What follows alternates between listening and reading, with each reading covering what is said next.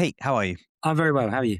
Good. I'm very well, thank you. How was you said you just got back from Scandinavia? What was going on? Scandinavia was superb. It was a tour support with another band. They're on tour for 3 months, and they Okay. let join them for the Scandinavian leg. Um, Nice. Hotels mostly, but half of it on the tour bus, which is my first time, Right, okay. which was not good for my sleep, but I've recovered now. It's fine. Alright. Do you know I've never done like a tour bus tour. I've been offered a couple and money just wasn't quite right, or it just didn't work out with family and stuff like that. So, I mean, you said it was your first time, so how did you find it? The whole show. I love a tour support because I've got so much less work to do, Yeah. and so you just sort of enjoy all of it. The bus part, I'll be honest, is quite tricky to sleep on a bunk bed in a Sprinter van. Yeah. It's not one of these night buses. It's very much a Sprinter van that's been converted to have army bunk beds. I'd describe it as. Oh, And I think those guys are sort of more used to it and look forward to it. And they're a band, they're not solo, so I yeah. suppose they're more used to that side of it. And they're younger, which does help. Yeah. I mean, yeah, when you're in your 20s or Yeah, these, you could sleep on a washing line, no problem. I think that's essentially what they're used to. No, Yeah. they're just. I think they're just pumped for a whole 3 month tour of going around Europe. And Okay. What was the name of the band? they're called New Haven. They were called A Burial at Sea, and they've just changed their name and their sort of style. They're a bit more shoegaze, Yeah. alt rock now, and they were quite post rocky before. That new Okay. lineup, there's a 4 piece instead of a 2 piece, and Okay. lovely guys. It was really, it was a great time. Yeah. And to just to play Scandinavia as well, is something I haven't been offered to do before. I haven't done before. I haven't even It's been to Norway or Sweden, so it was really nice to yeah. see Yeah, what life is about. I did some cruise gigs back before I had kids and, back when I was in my 20s, and we got offered a bunch of Mediterranean tours. I was like, yeah, that sounds fun. He said, and we're also doing Norway and the fjords. And I was like, I'm not really that interested. And he said, well, I need someone that could do all of them. I was like, all right, okay, I'll do it. But I found Norway and the fjords was just unbelievable, just Yeah, beautiful. And that was actually my favorite leg of the tour. as long as you get some time to watch it and not just have to play sets all the time. Yeah, yeah, no, we were really lucky. We were on like what was it called, like guest entertainer That's pass, and we were on board for amazing. anywhere between 5 and 15 days, and we only had to play like 4 or 5 shows, and the rest of the time was our own. I was like, well, that's great. So yeah, Oh, we got off. We went off. One of the guys took us on a tour. He took us up to some of the fjords as well, and we did some kayaking on the water. It was amazing. yeah, perfect, perfect. So if anyone gets the opportunity, do it. How are you on the ferry? Any motion Awful, sickness? Yeah, awful. I was Oh, very I did it. I did it for a couple of years. I was like, do you know what? I can't do it anymore. I can't. okay. Even if it's like glass and it's dead still, you can still feel this sway, which you kind of get used to. But as soon as it starts bumping up and I'm like, No, forget it. I'm done. thankfully this was all very smooth. Although since hitting a certain age, I've developed actual vertigo, so I have to take some medication to stop the room spinning, even when I'm Really? not. So this medication seemed to work quite well, whatever it was. Really? Because I don't know if it's vertigo, but I suffer with something similar. Like, I can't go on roller coasters anymore. I just Yeah, get yeah. unbelievably nauseous and dizzy. And somebody said something about you getting crystals like That's forming in exactly the what it is. back of your head. Crystals in your ear that think they're in a different place. So Yeah, you get mixed signals. So basically, if I've been on a flight and go anywhere, I feel like I'm still on the boat. Like yeah, the land is moving. So it's very, very dizzying, disconcerting. I couldn't do any roller coasters or anything like that. yeah. So I was a bit worried, but it was absolutely fine. So Okay, all it's good. it's something I need to get looked at and Yeah. checked. And yeah. Anyway, so one thing I'd really love to know. 'Cause I've been listening. I think I found your music around lockdown. Um, What's your process of recording? Because if anyone that doesn't know, could you just explain what your sound is, what your music is? So yeah, I'm Alma, obviously pronounced Alma, VLMV.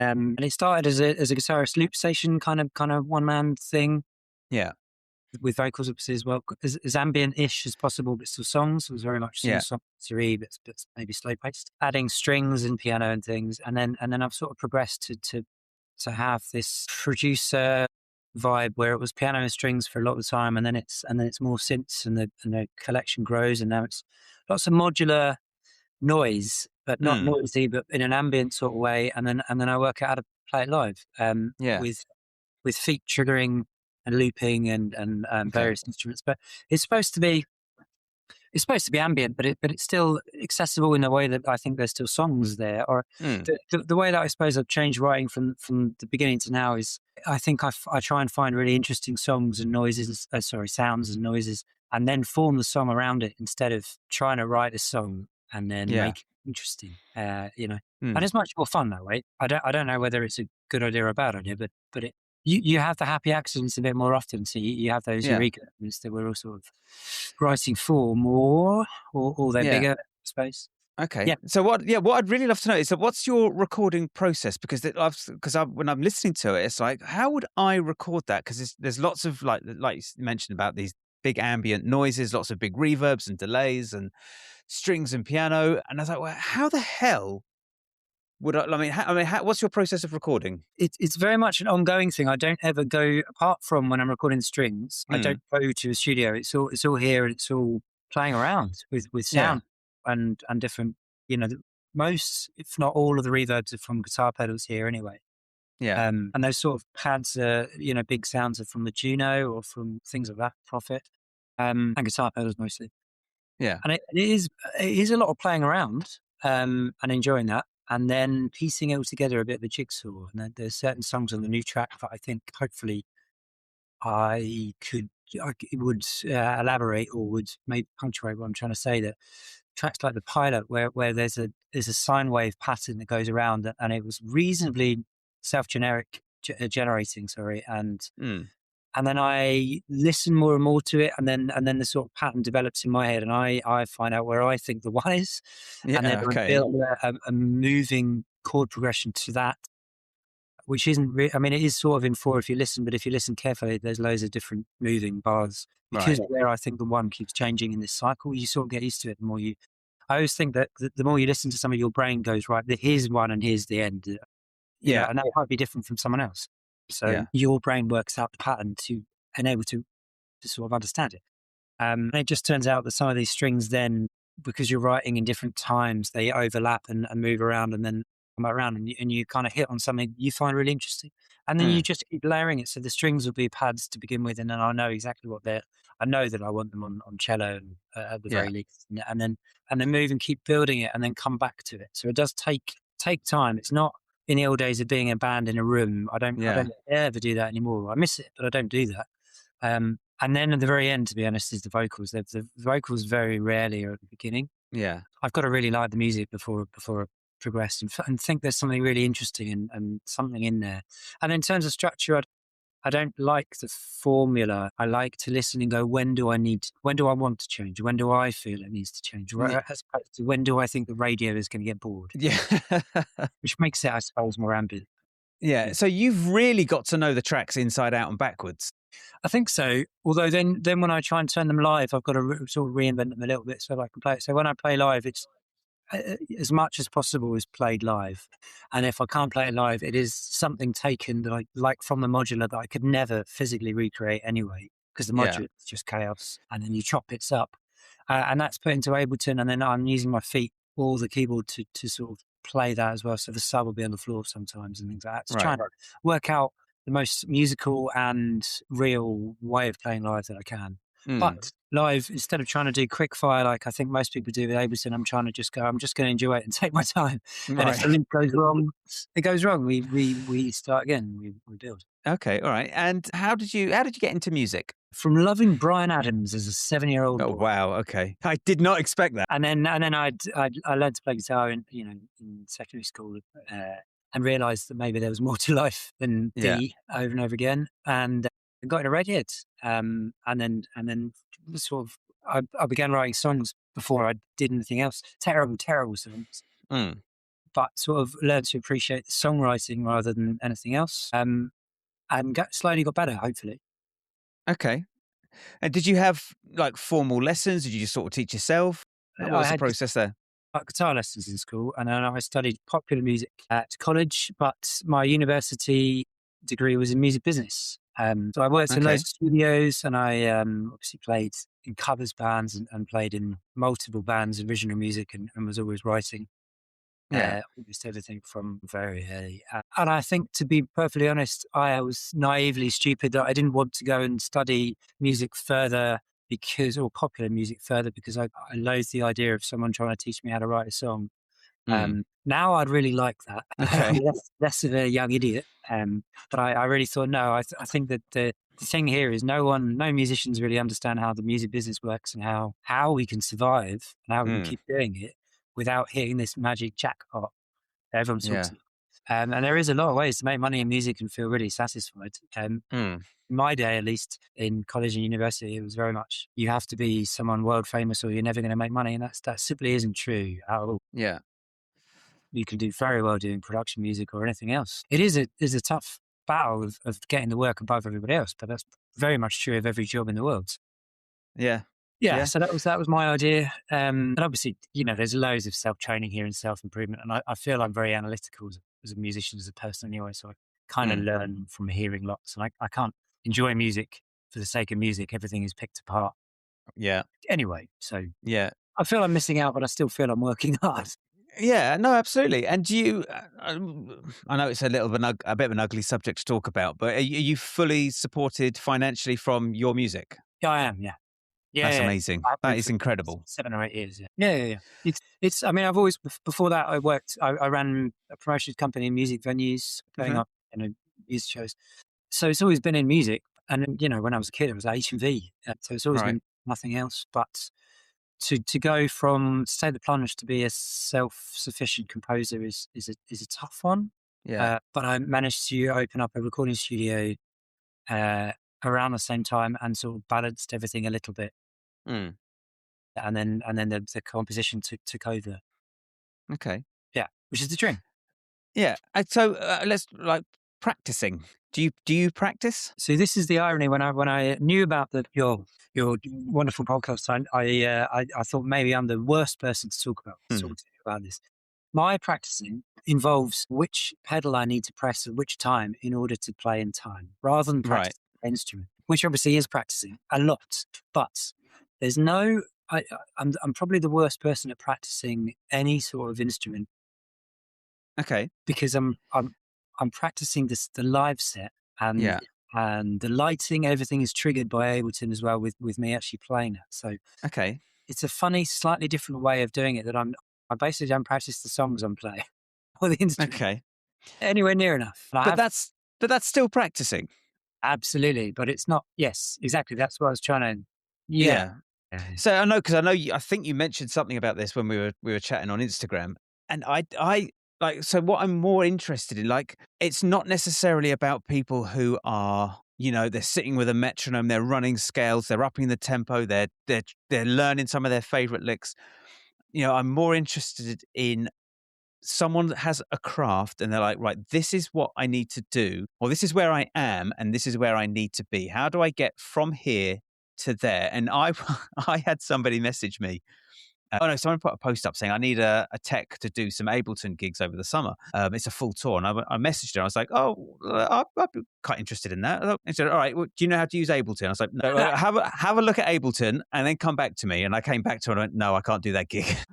Very honest with you. Yes. So walk us through what can Ableton do? What's its function? I mean, obviously there are loads of serious experts in Ableton, and I'm definitely not an expert. When I'm composing, it's all Logic. Yeah. However, very slow, and live, it's all Ableton. As far as I know, and anyone can correct me if I'm wrong, because I don't know this for a fact, but I think Ableton was very much invented for the live performer, actual performer. And I Right. think the way that it's set up is so intuitive for playing live. That's step one. Step two is all of the really crazy, interesting stuff that I think is maybe based from the synthesis world and modular, to bring CV, control voltage, how synths and modular synths work, into your DAW, and Yeah. how you can just, the world is completely full of invention. You can do anything you want. What if you can think of it? Someone's made this little Yeah. little tiny bit of software that you can plug in, so to speak, and make one thing do another. And it's so inspiring for that you can. That's why I love the modular synth. In fact, it's a very similar thing. You have these little modulars that do one thing, and you learn that one thing, and you can piece it together with something else. And it's like a bite-sized version of. You don't have to do this deep dive into this crazy synth. You go one by one. You fully understand each, and you move on. And it is a very good way of learning, I think, for Right. people of a certain age, maybe. But So you're gonna have to back up because I yes. don't even know what is a modular synth. Okay, right. So since as most people would see is the keyboard and some Yeah. electrics. You have various things that I won't go into because that sounds slightly boring. But the modular version is literally modules that do one job that you piece together to build your own synth that can do anything. There are And literally is this virtually or no. Well, you can do a in version. real life? Mine is in real life. I should point the camera at it if that would help, but that would take me time. It is Okay. literally building blocks, tiny little modules that you piece together in a rack Yeah. with a start point and an end point, and you can plug in any sort of pattern, any order that you like, and it will do different things, and it will do simple stuff if you want, or it will do completely crazy stuff if you prefer. But it is Right. I see. sort of one by one piecing together, building your own synthetic instrument. Okay. And the idea there, why we all love it, is because you can do literally anything. Well, money is the problem here because it is a money pit of a As position. everything is. Yeah.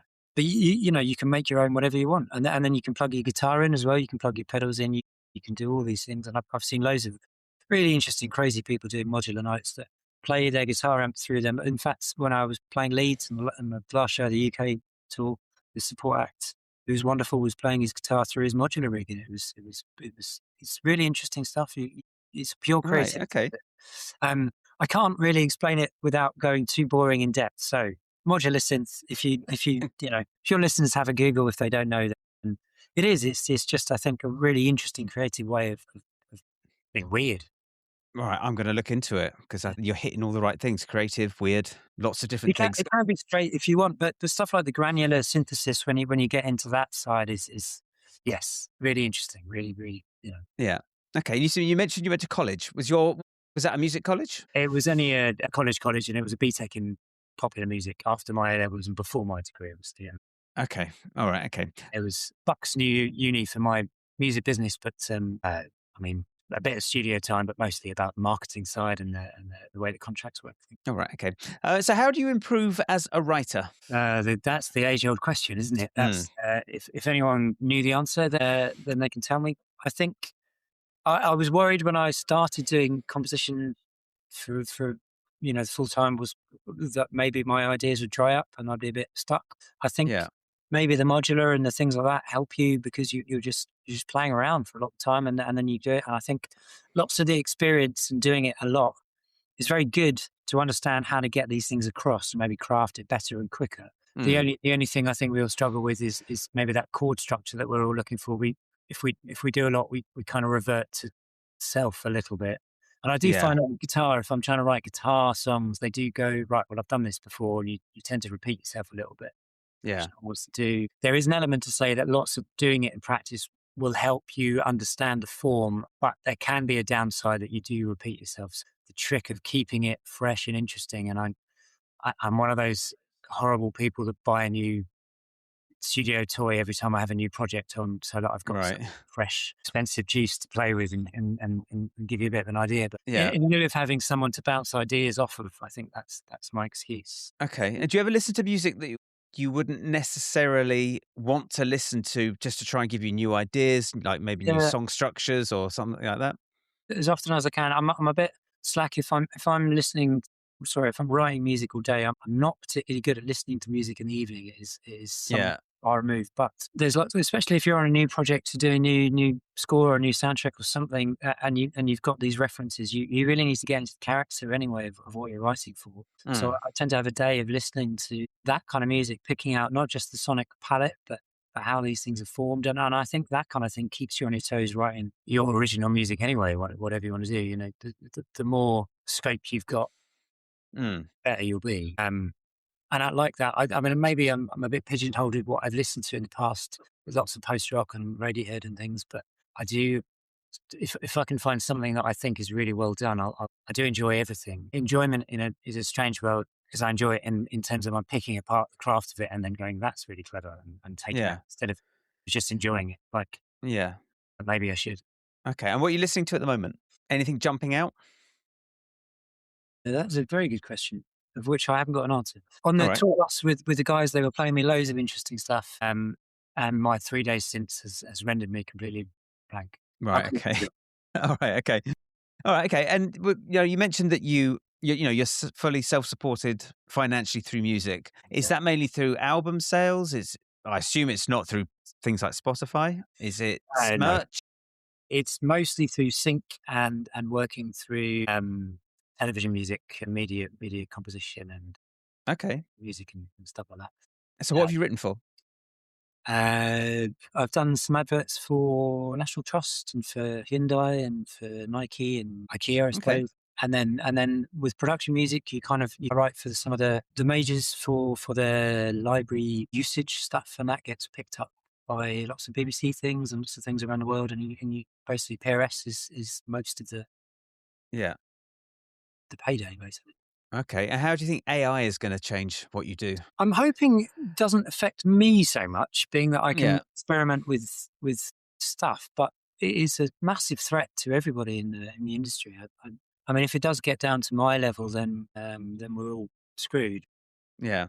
I think that kind of there is a thing. I won't name names and I won't go too deep into it. In that production music world, basically the business works because the rate card, the royalties are reasonably cheap. So TV companies can use that kind of music for a lot Mm. less than they would do if they wanted to sync someone big. Say Yeah. if they wanted to sync a U2 song, they maybe use up all of their budget on that track, and then they have to fill in the blanks with these production music. We Okay. get the same royalties, we just don't get paid the same fee up front. It does Right. work out fine. But there's lots of companies and filmmakers that haven't got the money to spend because money's tight for everyone and everything. Loads of things are coming in to undercut it, and obviously AI will undercut everything. But there's a Yeah. few companies out there that kind of bypass even that and go lower, lower, lower, and they have composers on their books that will do that kind of work for even cheaper than the sort of library rates anyway. Okay.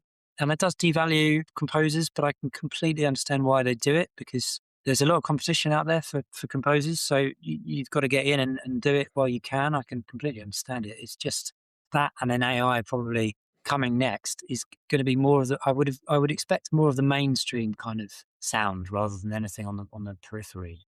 Right. Okay. But then if it comes for us doing ambient noise, then we're all doomed. Okay. Do you look at, or could you view AI as just another tool that's to be kind of learned how to use? We need to learn how to use it in the same way that when drum machines turned up, drummers had to start learning how to program drum machines. I think that's the hope, isn't it? That we can find some common ground so that I don't have to spend all week doing stems to a company, and AI helps you out on that front. But Yeah.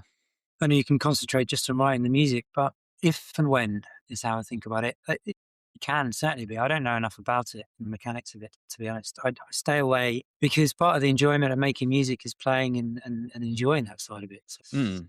for me at the moment, it has no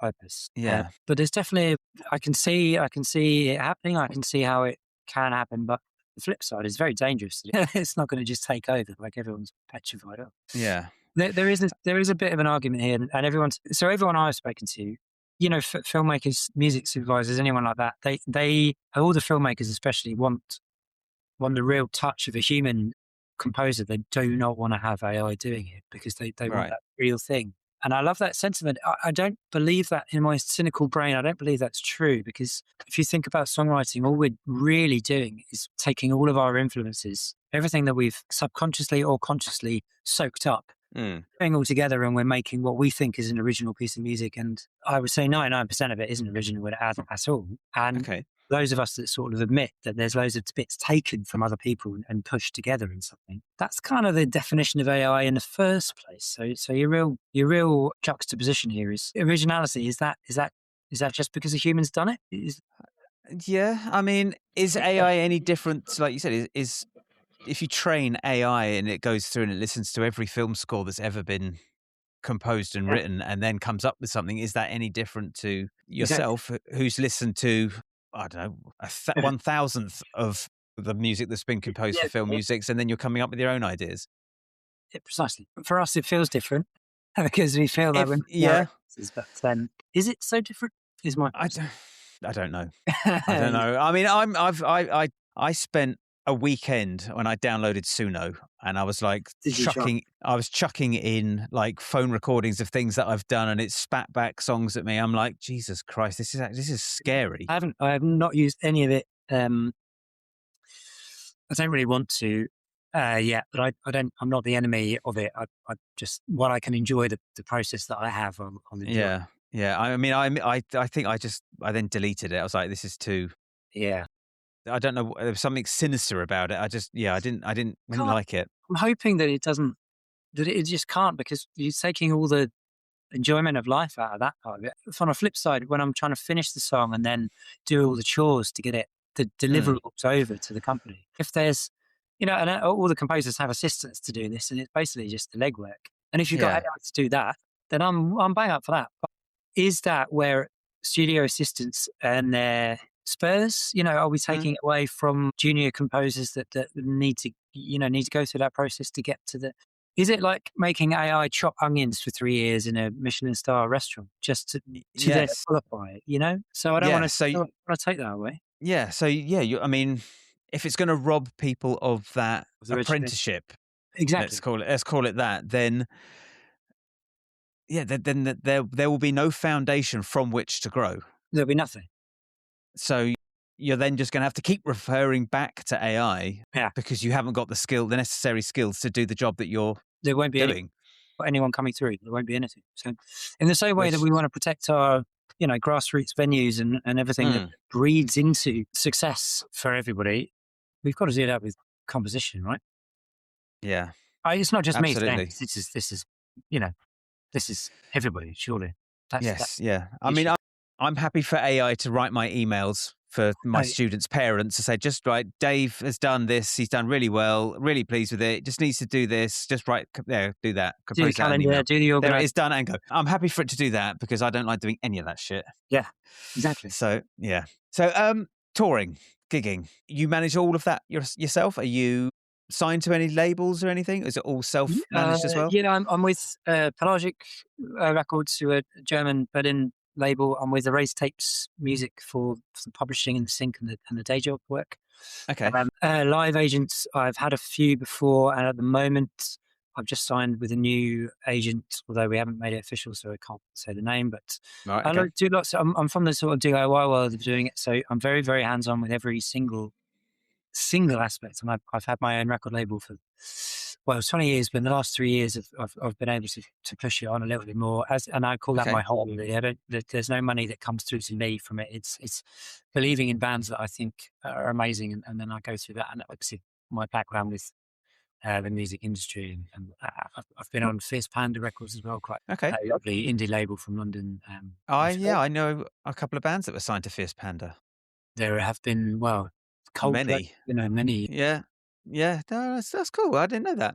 All right. So how do you find touring, Scandinavia aside? Yes, I love it. Touring is Touring is one of those wonderful things that I want to be able to keep doing the older I get. It's one of those times where I can actually sit down and not go, what have I got to do next? mm, And truly just enjoy the moment. The driving is not so great. yeah. On the tour with Scandinavia, we had a driver who did all the driving, and to take that, it's things like not just the driving, but turning up at the venue and parking. Yeah. Whatever country you're in, no one gives you the instructions and the rules, and that's something that I think if you're going to go and set up and perform to your best ability, it's very nice if someone else has that worry on the, Yeah. even if these things are little things that add up, someone that you trust is going to stay awake at the wheel. Yeah. Yeah. Things that That's okay. And so I assume touring around, you tour on your own in a car with all your gear? in a little van because of all of the lighting setup, and I have one wonderful crew member, Adam, who joins me for everything, who does everything, a little bit of everything, and is invaluable. It would be so stressful without him or someone Yeah. to burden it. It is quite a serious job setting up all the lighting. We turn up because it's all part of part of the show, Yeah. part of Ableton as well. So I'm through Ableton as a MIDI channel. All the lights are programmed and triggered at the same time, so everything is syncopated with the music. And there's no way of streamlining that. Okay. You have to plug in every light, put it in the right place, Okay. and it does take some time. And that's what it is. I wouldn't have it any other way. It's part of the show, but you Okay. need you need some help for things like that. Okay. And what sort of venues do you play? The smaller the better. Okay. I don't like big empty rooms with not enough people watching. That's uncomfortable for everybody. Mm-hmm. I think for the last couple of album shows, it's the Lexington in London. So the smaller, nicer venues, really. St Pancras Church was Okay. the first one. Yeah, intimate. I like it when everyone's sitting down and it's kind of that vibe because obviously it's ambient enough for everyone to have a seat. Maybe Yeah. not lie down, but seat for sure. Sure. And yeah, I mean, I'm at the age, I don't know how old you are, but when I book a concert ticket, I'm making sure that I book seating. I'm not doing the standing thing anymore. Yeah, yeah. I've had enough of it. Half I've taken my daughter to a few shows and she's like, "Oh, can we be down the front?" I'm like, "No, we're not. I've got the seating tickets." seat it for half the show, and then when they put that song that you know is going to kick off the second half, you can get down the front and not be too Yeah. tough. Getting better. I mean, I asked about, getting better as a songwriter, but overall, like, getting better, how's it changed over the years? Like, how did you used to measure getting better when you were a lot younger versus now? I think it was all songwriting when I was young, and I've always tried to. So, never consider myself an expert on any of it. But certainly not an expert guitarist, and I've had a lot of guitarists in bands that do it much better professionally, technically than me. Yeah. Which will be that's their main drive, and I think I've always tried to be the songwriter, I suppose, but also tried to understand the industry. I've tried so obviously I'm a producer and a mix engineer at the same time, and I worked in live sound for 10 years. So I tried to be a little bit okay at every aspect, Yeah. and I think that makes the songs better, makes you better as a musician. I think I know a few very good session guitarists, and the ones that are really good are the ones that quickly understand their role and the music they're playing in, and don't just Mm. quickly play, show off how quick they are. Yeah. That understand the form and things like that. And I think if you're in a studio environment and you understand your gear and how these things work, it's just better for you. But that's for me, and that's for anyone that wants to do that sort of production side. I think if you're going to be an expert musician, the practice is paramount. But also, you've really got to have the understanding of your job role in the band, uh, Yeah. and don't be a dick to people. Yeah. Someone else's band, Yeah, that's something that crops up a lot. Like, if you can, like, I was speaking to somebody and I asked them a similar sort of question. No, I was asking. No, she works. She runs her own agency, and I asked her what do you look for in musicians that you're going to book again? She went, "Don't be an asshole." Yeah, Like, turning up and knowing the songs is a given. You have to do that. Next was just don't be an asshole. yeah. Don't be a dick. Be someone that they think you can go on tour with. It helps. Mm. Be good. I mean, let's say that being able to play your instrument, play everything you need to is done and dusted anyway. You right, Mm. got to be able to do that. Turning up on time, being Yeah. positive. All these things that. So if you're going to play with me in a band, then all these things. Can I tour with you? Yeah. Are you going to ask for a solo in the middle of an ambient piece of music because it's attention? I think it's common sense for us, but I think there's many musicians that maybe haven't thought about that because there's plenty of guitarists that need a solo every song. Yeah. And it's not about them. You're doing a job. You want to get repeat work. You want to be in a band for a long time, and personality is Yeah. a huge part of that. Yeah, I think knowing your role, knowing your lane, I think is one of those things that isn't talked about a lot, and it needs to be. From a band leader point of view, I think that maybe we don't talk about it, but that's 100% what we're thinking all the time. Like, do I trust you? Yeah, You know? yeah. Do you think Like, there's anything missing in music today? wow, that is a conundrum. I want to think about that one as well. I mean, musically, I can't think of anything off the top of my head. Industry, business wise, probably could go on a rant. that. Go on. Well, it's not really anyone's fault, and we're all anti Spotify and anti everything at the moment. But there's got to be some. So before Spotify, there was one way, and that was you had the big fat controller of music. You had to get through this one middle aged white man to get through to Yeah. be heard by people. That's how the music works. There weren't very many that you had to get in front of him somehow, and he Mhm. would stand here going, "Yes." and he'll take it, and then you'd be big. Now that's categorically not true at all. And even the record labels, to be fair to them, are trying they completely understand that, and they're trying to do their version of viral, which is a very tough thing to do anyway. And now you've got so much talk about algorithm and, Hmm. and getting through this fog of so many musicians. I can't tell you what the answer is, but there is something here in the middle to make a lane somehow for music to be heard that isn't just an absolute fog of content, which is Yeah. my least favorite word. And I don't think, I think the irony being all musicians, if you're, especially if you're a songwriter, composer, the last thing you want to do is being able to pitch yourself and push yourself and put your face on an Instagram reel to try and get likes. It's the opposite that you want to do. When Led Zeppelin did Led Zeppelin 4, they didn't, there's nothing. They just had four cymbals and they left it Yeah. mystique, and I understand we've got to have a bit of a middle ground here, but it is an irony and it is sort of the opposite of what you want to do Mm. artistically. You want, let me say this, when you're writing music, you don't want to have to tell everybody via Instagram that what your song's about, just so that they'll listen. You want your lyrics and your songs to be out there, and you want people to read it and go resonate with them exactly how Mm. they want it to be. That's from a very early age. That's what Radiohead did for me. That I listened to it, I went, I've got it. I might be wrong or I might be right, but that's Yeah. and that makes it so much more deep from a listener point of view Yes. than just being told something. Yeah. No, I agree completely, heartedly. I think people's interpretation of music is More profound. like it's profound and it's a personal thing. And I remember having conversations with people who weren't, or with one particular person wasn't a musician but listened to a lot of music, loved music, and we were just sat around, we were talking, and we were talking. Both of us are big Pearl Jam fans, and he was telling me about one of the songs and what its meaning is. And I was like, oh, I never got that. He said, yeah, no, I listened to Eddie Vedder and he said that this song is about that. I was like, right, okay. I said, I interpreted it differently. And he went, Um, oh, well, you're wrong. I was like, no, no, I'm not wrong. That's yeah, my interpretation of it. And that's just how it's, yeah, that's what it's that more, song means to me. it slightly ruins the song when you tell. Yeah. I was like, fuck you, man. It's not.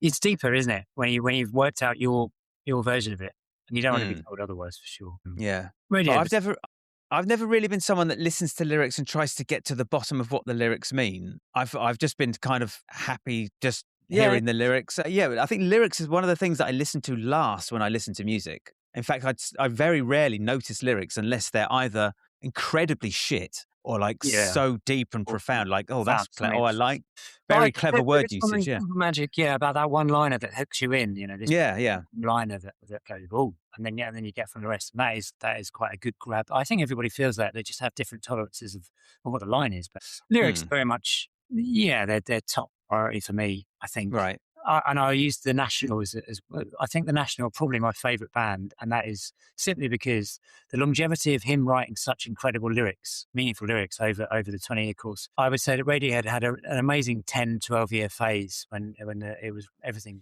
was really interesting and the lyrics were all incredible. But for the Yeah. National to be doing it now for 20 years is absolutely astounding. Mm, And I don't mean to compare to anything a lot older. I just wasn't into Bob Dylan at the time, being far too young. yeah. So I was in and around the National, from that 2005 release, Okay. and it's the lyrics that for me, you can listen to it and you go, yeah, it's fine. Easily, Mm. it's nothing bad. It's a bit safe and a bit middle of the road. Actually, I probably wouldn't say that to their faces if I ever got the chance, but the way the lyrics are just so wonderfully profound and just yeah, Do you heartbreaking. know, I've never even heard of them, so Okay. I'm gonna pick my daughter up from cadets in a minute, and I'm gonna listen to it on the way there, and I'll let you know what I think. It's one of those where I think they are. You need to listen 3 times before you've really got into this. Yeah, yeah, I think that's because of the lyrics. But then again, this is purely difference between songwriter point of view and maybe I don't know. I always get the feeling you're going to be a 10 times better guitarist than me. My field, I I don't know, don't know. the songwriting. Yeah, but I'm a shit songwriter. So, what is your? I don't know, a bit techie, but what's your favorite reverb pedal at the moment? Always is Strymon Blue Sky, not Big Sky, Blue Sky. I think that's the best. I had a Blue Sky. I don't know why, but I sold it. Buy it And back. now I look at it, I'm like, "Oh, you stupid twat." I think the Big Sky is overrated. I think for the time it was quite revolutionary, because it's Yeah, better than Eventide. I don't like the Eventide ones really. yeah. But I think the Big Sky is actually better. It has a better sound for some reason. Hmm. The other one I use in the studio, but not live, is Death by Audio Rooms. Oh, right, okay. And is that a pedal? Yeah, astounding pedal. Yeah, really good. About the same price. So these aren't cheap. Oh, no, no, nothing like this is ever cheap. No. I'm just writing all of this down. PH, Do you know, yeah. I got the Cloudburst as kind of a Yeah, substitute yeah. for the big Actually great. yeah, the Big Sky. Yeah, I haven't, because I really like making those kind of ambient, Yeah.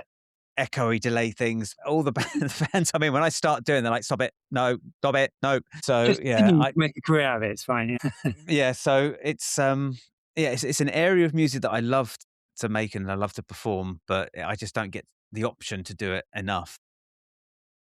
Thankfully, I But do. there is a show that I'm doing next week, and there's a theme that runs throughout it, and the notes for it up on the top of the pad, and I've never heard this song before. It's called "The Lying Sound." Huge reverb, massive delay, volume swells. I'm like, dial that right in, and I'm like, every time it comes up, I'm like, yeah, I love it. So I'll have to try and dig that song out and see what it's. Yeah, yeah. Well, you can't go wrong with a timeline delay as well, and then a volume pedal, and you're basically. Yeah, I've got a timeline. I built a pedal board for a tour that was we were booked to do just before lockdown, and I sent all my gear off to the gig rig. I was like, "Could you build me a pedal board? I want dual So good. wet dry rig with the board. Here's the board. Here's the pedals." And fucking lockdown happened, then the band split up, and so my timeline's been sat in a pedal board for five It's years. such a good pedal. It can do all of it really well still, Mm. however old it is. I'm interested to hear so you had a wet dry rig instead of a stereo rig. Yes, so that was my goal was because I Yeah. went down there and I said I want to use two amps. Got this lovely Fender amp. I want to use that for my clean tone. I got the Two Rock, which I want to use for overdrive, and I want a 2 amp rig. And he went, right. Do you want a stereo rig or do you want a wet dry rig? Do you want a clean and dirty? I was like, oh shit, no, I don't know. So we went through a load of things. He set it all up in a couple of different ways, and I really like the wet dry rig. He said the dry sound you get that the clear Yeah, you get the tracks. yeah, that's it. Sure. You get the clarity of the note, but then the other amp will do all the reverbs and the delays, so you get the best of both worlds. I was like, we'll go with that. But I never got to use it. That- It's a real shame. But the board's there, ready to go. I've forgotten how to use it. I'll go a bit geeky with my pedal board. Go So on. it's stereo rig, always has been. Yeah. But I was using in the old days. I had a Fender Bassman 72, which is the heaviest thing in the world, and an Orange 8030. So Yeah. carrying those around on tour made me refuse to use them ever again. And now I'm digital, but I'll get to that in a bit. Yeah. Stereo rig, but it's mostly for the effects, for the reverbs and the delays, especially bouncing off. But I have the luxury of having no drummer, and being reasonably quiet and ambient, that I can have stereo as much as possible, and the audience aren't fucked by it. Yeah. In theory, if you're mixing a band on a big venue, you mix in mono, or you certainly used to, so that wherever someone stands in the audience, theoretically, you've got Yeah. to mix. You just have a different room position. Yeah. Yeah. But I don't really have to worry about that. So I have all the effects, especially when it's Ableton and it's bouncing around and tremolo. It's obviously a lot nicer to be in stereo. So I get to do that. Yeah. And I went through a time when I had this giant board with two of everything. So Right. the stereo pedals, of course. So I had two different analog delays that were slightly out, so you could make loads of noise and make them different O2. Yeah. Yeah. Trail Assembly, the boutique Canadian, No, I don't. they make some wonderful like looper, crazy, random stuff, and I had two of those, so I could try and do the same thing on both, but they'd be slightly out left and right Right. to make it as interesting as possible. Okay. But after doing a tour after COVID, by myself in Europe for a month, the amount of lifting and then driving on my own was so horrific. And Europe for us is even worse for the sort of electrical buzz that you get for amps because of the power changing. I'm now completely digital. Okay. My arms feel better for stuff. Yeah. There is no buzz on stage for me whatsoever. And if I'm looping up loads of vocals for stuff, I need the stage as quiet as possible. And Yeah. it helps. But I have found that the Quad Cortex Neural DSP, and obviously I'm not sponsored by them or anyone, but Okay. that is the one that for me sounds most like a real amp. Okay. But I've got the amps modelled in there, so I'm kind of using my rig. I have a liftable version with me. The other rule I Okay. have with the synths that I use on stage, I have soft tube versions of the synths that I own and use in the studio. So I cut myself down with parameter of what I'm allowed to use. So I can't use anything I don't own. Uh, Right. so that I am emulating, I'm playing it live, but I'm playing the soft synth version of the real synth that I have at home. So I have this Sure. parameter and this rule. So I can only do that because if you go down a rabbit hole of playing live and going, oh, I could do anything, you never finish. Basically, same with writing a song. Yeah. So you need to define your parameters, have a brief before you start, and that's my rule. Yeah. Awesome. Right, keep going. Awesome. Done. There you go. No. It's fine. You know, I could sit and talk pedals and pedal boards all fucking night. So yeah, it's just one of those. Like you mentioned, one of your synths is just a money machine. It's just Yeah, pedals, literally. money machine. Off it goes. Down the rabbit hole we go. What else do I need? Oh no, I don't need it, but I want it. Have So you? Do you know the Zoya, the Impress Effects Zoya? Do you know that pedal? no. So that coming back to this, the idea was to make a modular pedal so that for guitarists could build their own anything they wanted because they have these little building blocks and you make your own anything you want. It's got everything Okay. there that you could ever do. So if there's a pedal that you want, but you don't want to spend money on it, you build your own, or for free you download someone else's version of it so that you import something like Yeah. 64 Yes. different pedal, effects in there. It's not just Yeah. effects, it's patches. So you have all this connections and CV and modular data so that you can build anything you want. It is a Yeah. rabbit hole, but at least you only buy it once and then the rest is free. Yes. No, I've seen some of this. I think that's another thing that AI is going to do. A friend of mine, he bought one of these Mua amps. It's Yeah. an AI amp, and you just give it a prompt, give me John Mayer's clean tone from Continuum, Oh, hit yeah. enter, and it will replicate it as best it can. And he'd put a couple of little reels up, and I was like, that doesn't sound too bad. So there we go. I think tone chasing may be coming to an end, Yeah. I'm which up on is that. really sad. There's a bit of elitism of finding your sound and then no one else can copy it. Yeah. I think that's a little sad that you can just get anything Yeah. you want. I think there's always a bit of fun to be had just trying to chase a sound that you're Yeah. looking for. Like that's the thing that I'm after. I think let me say that about it. I know that the majority of it is actually down to the instrument and the player. Yeah. I could have the same rig as John Mayer and I wouldn't make it sound anything like him. Yeah. People don't like that answer though. People Well, aren't that's happy true. with that. You'll play it for starters, but also don't have a cheap guitar, and then you'll find. I like when I've seen proper, really good guitar players. They can play the cheapest guitar in the world and make it sound incredible. So I Mm. realise that there is a difference between a serious guitar player. In fact, I did a production guitar album fairly recently, and the co-write with it is an amazing session guitarist, and we're playing through the same setup, and Yeah. the way that everything that she plays has the same dynamic restraint with the playing. Everything just sounds correct, and mine is a little bit erratic in comparison, Right. as though she's got a compressor and I don't. Right. It really does show the difference, and that is down to just playing it 10 hours a day for the rest of your life. So Yeah. So enjoy. that's your top tip. Yeah. What's coming up for the rest of the year? Are you off on tour around the UK at all? The UK stuff is done until next February. All right. Okay. Apart from, I've got a few London shows. I think we'll announce June the 20th by the time that this is out, although it might not happen. June the 20th in London. Okay. And then we'll do a few more London ones. And then we're prepping for the tours, which will be Europe in November headline tour, the UK headline tour in all of February. Yeah. And I'm back in Europe again March and April. Okay. With a few bits here and there, a few smaller appearances, but we're prepping that and then making a head start on the next album. Excellent. And I will keep an eye out. I will just, if I'm not gigging, I will see if I can make it to a show. Be lovely. Listen, I will let you get on with whatever you've got going on for the rest of your evening. Practice. Thank you for your thank you for your time. Thanks. It was really lovely to chat, and we'll stay in touch. Yeah, stay in touch. Thanks, Tim. All right. Appreciate that. Cheers, Pete. Thank you.